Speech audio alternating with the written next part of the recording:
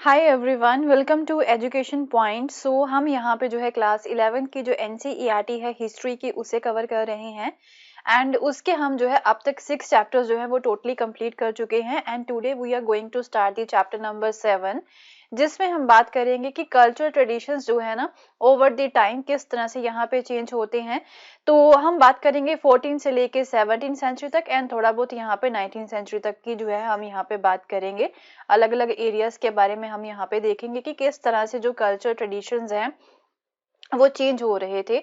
तो वही सारी चीजें हम यहाँ पे उसके बारे में ही कवर करेंगे। मेनली यूरोप के ऊपर जो है हमारा यहाँ पे फोकस रहेगा, right. So let's start the chapter number 7, that is the changing cultural traditions. तो 14 से लेके and to the end of 17 centuries, तो यहाँ पे हम क्या देखते हैं कि यूरोप के कई सारी कंट्रीज पे जो है ना टाउन्स जो थे वो यहाँ पे ग्रो हो रहे थे। तो एक नया कल्चर जो होता है ना वो यहाँ पे डेवलप हो रहा था, जिसे हम जो है अर्बन कल्चर बोल सकते हैं, राइट। एंड जो इस टाउन्स के जो लोग थे ना वो अपने आप को अब सिविलाइज्ड बोलना जो है वो स्टार्ट कर चुके थे एंड वो बोलते कि हम जो शहरों में रहते हैं लोग वो ज्यादा सिविलाइज्ड हैं देन द रूरल पीपल, जो लोग विलेजेस में रहते हैं, राइट। तो एक नया कल्चर जो है ना वो यहाँ पे डेवलप होता है। तो टाउन्स कौन कौन से थे ऐसे, मेनली फ्लोरेंस हो गए, वेनाइस हो गया, रोम हो गया। तो ये जो है ना एक तरह से इस तरह के कुछ टाउन जो थे वो आर्ट एंड लर्निंग का जो है एक इम्पॉर्टेंट सेंटर बन जाते हैं एंड यहाँ पे जो आर्टिस्ट थे या फिर जो राइटर्स थे ना उन्हें काफी ज्यादा सपोर्ट किया गया था, पैट्रोनाइज किया गया था। किनके द्वारा? जो रिच लोग होते हैं या फिर जो अरिस्टोक्रेटिक होते हैं। अरिस्टोक्रेटिक मीन जो लैंडेड पर्सन होते हैं, जिनके पास काफी जमीन वगैरह होती है, वो भी काफी रिच होती हैं। तो वो जो है ना इस तरह के लोगों को काफी ज्यादा पैट्रोनाइज करना जो है वो स्टार्ट कर देते हैं। फिर धीरे धीरे यहाँ पे और भी इन्वेंशंस हो रही थी। तो प्रिंटिंग प्रेस जो है ना उसकी इन्वेंशन हो जाती है। तो जब प्रिंटिंग प्रेस की इन्वेंशन होगी तो ऑब्वियसली जो बुक्स है वो ज्यादा मात्रा में यहाँ पे छप सकेंगी। तो at the same time made books and prints available to many people. तो अब जो बुक्स एंड प्रिंट्स जो थी ना वो कई सारे लोगों तक, क्योंकि बल्क अमाउंट में जो बुक्स थी या फिर जो प्रिंट्स थे वो अब अवेलेबल हो सकते थे प्रिंटिंग प्रेस की वजह से। तो इवन जो टाउन से दूर भी लोग रह रहे थे, राइट, या फिर जो दूसरी कंट्रीज में लोग रह रहे थे उनके तक जो है ना अब ये बुक्स इजीली पहुंच सकती थी। तो फिर धीरे धीरे यूरोप में अब हिस्ट्री की भी एक सेंस जो होती है ना वो डेवलप होनी स्टार्ट हो जाती है एंड जो लोग हैं ना वो प्रेजेंट टाइम को जो है ना पास्ट टाइम के साथ जो है ना कंपेयर करना स्टार्ट कर देते हैं। जैसे अभी हम यहाँ पे अपने पास्ट के बारे में बात कर रहे हैं। हिस्ट्री का मतलब ही यही होता है कि पास्ट के बारे में पढ़ना, राइट। हमारा जो पास्ट था वो किस तरह का था। तो सिमिलरली जो ये सेंस होती है ना हिस्ट्री की वो भी उन लोगों के बीच में यहाँ पे आ जाती है एंड वो जो है मॉडर्न वर्ल्ड को एंशिएंट वर्ल्ड के साथ जो है ना एक तरह से कॉन्ट्रास्ट करना स्टार्ट कर देते हैं, मीन कंपैरिजन करना जो है वो स्टार्ट कर देते हैं। एंड एक तरह से अब रिलीजन की अगर हम बात करें तो उसको लेके भी लोगों की थिंकिंग जो थी वो चेंज होती है एंड वो बोलते हैं कि रिलीजन जो है कुछ ऐसा ऐसी चीज है जिसे जो है एक इंडिविजुअल जो है खुद ही यहाँ पे चूज कर सकता है। कोई उसे जो है ना रिलीजन को किसी दूसरे पर्सन के ऊपर थोप नहीं सकता है, राइट। सो अब क्या होता है कि जो चर्च के द्वारा जो बिलीफ यहाँ पे लोगों तक पहुंचाए गए थे, अब जो है साइंटिस्ट उन बिलीफ्स को थोड़ा बहुत चेंजेस जो है करना यहाँ पे स्टार्ट कर देते हैं, क्योंकि अब साइंटिस्ट को जो है ना सोलर सिस्टम के बारे में पता चल जाता है।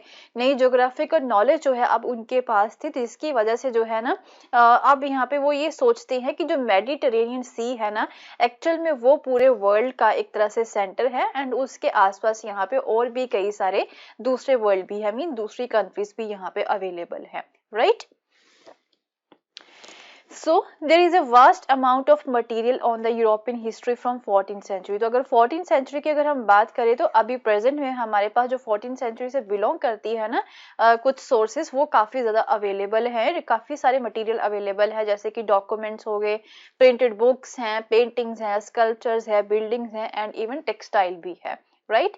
एंड इन्हें जो है ना अभी भी लोगों ने काफी अच्छे से संभाल के रखा हुआ है। आर्चीव्स में आर्ट गैलरीज बनाई हुई हैं, म्यूजियम्स है यहाँ पे यूरोप एंड अमेरिका में। एंड अगर फ्रॉम द 19th सेंचुरी की अगर हम यहाँ पे बात करें तो हिस्टोरियन जो है ना वो इस पीरियड को, राइट, ये जो 14th सेंचुरी के आसपास का जो पीरियड था ना तो वहां पे जो है ना 19th सेंचुरी के हिस्टोरियंस ने इस पीरियड को जो है रिनाइंसेंस का नाम दिया है। रिनाइंसेंस का मतलब हो गया कि रीबर्थ होना, एक नया जन्म होना, राइट। क्योंकि उस समय में जो है ना सोसाइटी टोटली चेंज हो रही थी, टाउन्स जो थे वो टोटली चेंज हो रहे थे, कल्चरल चेंजेस जो थे वो यहाँ पे आ रहे थे। तो जिसकी वजह से जो है ना इसे रीबर्थ का नाम दिया गया था हिस्टोरियंस के द्वारा, राइट। तो एक हिस्टोरियन है एंड उससे हम बोल सकते कि वो स्विस स्कॉलर थे एंड जिसका नाम था जैकब बर्कहार्ट। एंड वो जो है ना स्विट्जरलैंड की यूनिवर्सिटी है बेसेल की, तो उस वहां पे वो स्टूडेंट थे एंड उनके जो है ना एक टीचर थे, हिस्टोरियन थे, वो भी एक जर्मन हिस्टोरियन थे, लियोपोल्ड वॉन रानके। तो रानके जो है ना वो इन जैकब को जो है वो ये चीज सिखाते हैं डैड की जो है हिस्ट्री में हमें जो है जस्ट स्टेट्स के बारे में या फिर पॉलिटिक्स के बारे में ही जो है लिखना होता है। हिस्ट्री जो होती है ना वो जस्ट स्टेट्स एंड पॉलिटिक्स के साथ ही अटैच्ड होती है एंड उसके अलावा यहाँ पे हिस्ट्री में कुछ और चीजें इंक्लूड नहीं हो सकती हैं, राइट।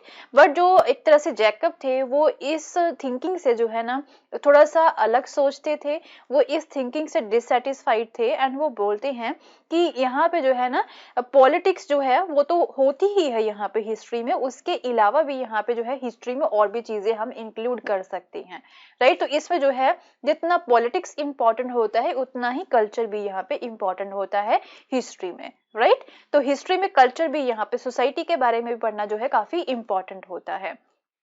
तो 1860 में ए जैकब ने जो है ना एक बुक लिखी थी the civilization of the renaissance in Italy, जिसमें जो है ना उन्होंने रीडर्स की अटेंशन को जो है काफी ज्यादा ग्रैब किया था। एक तरह से लिटरेचर, आर्किटेक्चर एंड पेंटिंग, इन सब चीजों को भी जो है ना उन्होंने उस बुक में इंक्लूड किया था। एंड वो जो है एक स्टोरी के थ्रू ये बताते हैं कि एक ह्यूमनिस्ट कल्चर जो है ना वो किस तरह से यहाँ पे इटालियन टाउन्स में डेवलप हुआ था from the 14 to 17 century, right.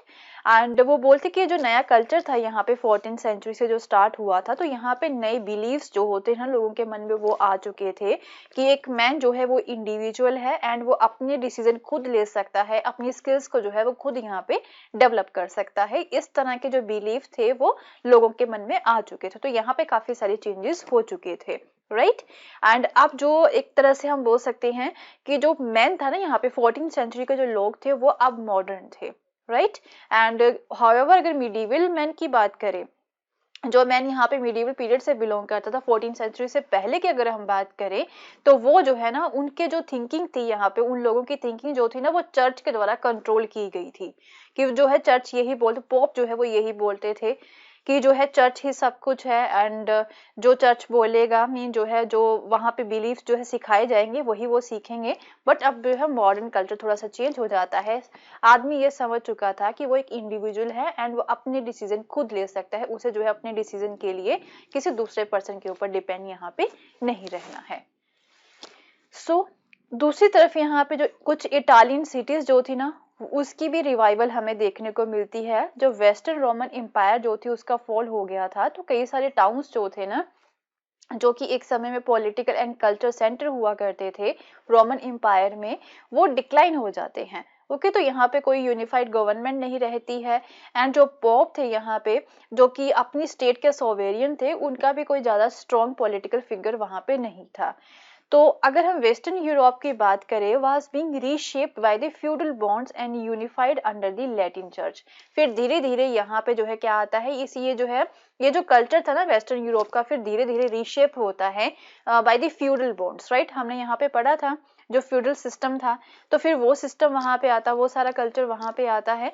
And on the other hand अगर हम ईस्टर्न यूरोप की बात करें तो वहां पे वाइजेंटाइन एम्पायर थी एंड एक तरह से इस्लाम जो है, इस्लाम रिलीजन वहां पे आ चुका था। तो it was creating a common civilization for the west. Italy was weak and fragmented, but however जो इटली जो थी ना, राइट, वो काफी ज्यादा वीक थी एंड काफी फ्रेगमेंटेड थी, तो वो ज्यादा डेवलप नहीं हो सकी थी। ऑन द अदर हैंड जो ईस्टर्न यूरोप है वो काफी डेवलप यहाँ पे हो रहा था। तो however it was these very developments that help in the revival of the Italian culture. However यही ईस्टर्न यूरोप के कुछ फीचर्स हो गए या फिर दूसरे वेस्टर्न यूरोप की जो कंट्रीज थी उनके कुछ फीचर्स की वजह से ही जो इटालियन कल्चर है ना वो यहाँ पे रिवाइव हो सका था, राइट। उसकी हेल्प की वजह से ही जो है इटालियन कल्चर यहाँ पे रिवाइव हुआ था। तो अब क्या था कि जो ट्रेड है वो Byzantine empire and Islamic countries के बीच में काफी ज्यादा बढ़ जाता है। तो अब क्या था, उसकी वजह से जो पोर्ट्स थे ना इटालियन कोस्ट के, वो काफी ज्यादा यहाँ पे रिवाइव हो जाते हैं उसकी वजह से, ट्रेड की वजह से। And from the 12th century तो जो मंगोल्स थे उन्होंने भी जो है चाइना के साथ जो है ट्रेड के जो रास्ते थे वो ओपन कर लिए थे via the silk route, as trade with the western Europe countries also increase. फिर इसकी वजह से जो वेस्टर्न यूरोपियन कंट्रीज जो थी ना यहाँ पे, उनके साथ भी जो है मंगोल्स का जो ट्रेड था वो बहुत ज्यादा बढ़ जाता है।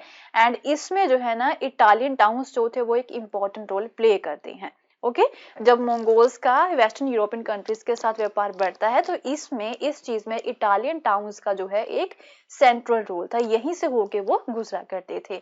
तो व्यापार की वजह से जो ये जो इटालियन टाउन्स थे ना, फिर धीरे धीरे after the fall of Roman empire ये जो टाउन्स थे वो फिर रिवाइव होना स्टार्ट होते हैं।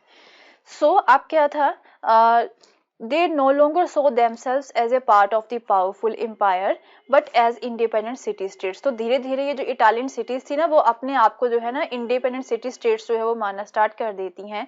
इनमें से दो सिटीज ऐसी थी जैसे कि फ्लोरेंस हो गया एंड वेनाइस होगी, तो ये रिपब्लिक्स थी, ये रिपब्लिकन गवर्नमेंट थी यहाँ पे। एंड कुछ दूसरी जो सिटीज थी इटली की वो कोर्ट सिटीज थी जिसे जो है प्रिंसेस के द्वारा रूल किया जा रहा था। तो ये चेंजेस यहाँ पे आ रहे थे। एंड सबसे वाइब्रेंट सिटी की अगर हम बात करें इटली में तो वो थी Venice and Genoa. And they were different from the other parts of Europe. कैसे डिफरेंट थे वो?